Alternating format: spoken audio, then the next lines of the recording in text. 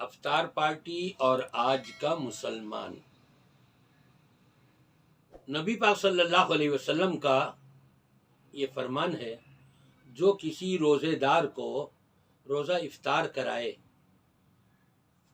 تو جتنا ثواب روزہ رکھنے والے کو ملتا ہے اتنا ہی ثواب روزہ افطار کرانے والے کو بھی ملتا ہے۔ لیکن آج ہم اگر افطار کراتے ہیں نا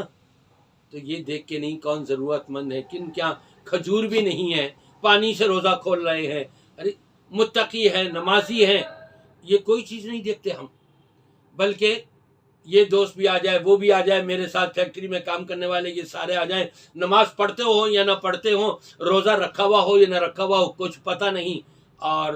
افطار پارٹی ہو رہی ہے، ہزاروں نہیں لاکھوں روپے خرچ ہو رہے ہیں، ریا و شہرت اور نمود ہو رہی ہے۔ کیا یہ اچھا ہو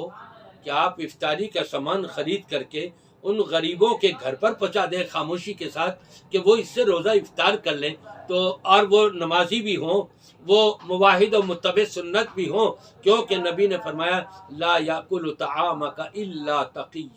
تمہارا کھانا نہ کھانے پائے مگر متقی، جس کے دل میں اللہ کا ڈر اور خوف تو ہو۔ ظاہری بات ہے، جس کے دل میں اللہ کا ڈر اور خوف ہوگا وہ نماز تو قائم کرے گا، وہ روزہ تو رکھے گا، وہ قرآن سے تو جڑے گا، وہ موحد اور متبع سنت تو ہوگا۔ لیکن بھنگڑ بددینوں کو بلا کر کے اور سینکڑوں کی تعداد میں اور ہزاروں کی تعداد میں اور افطار پارٹی ہو رہی ہے، جی باقاعدہ اعلان ہو رہا ہے، شہرت ہو رہی ہے، یہ کامیابی نہیں، یہ ناکامی ہے، یہ بربادی ہے۔ کامیابی یہ ہے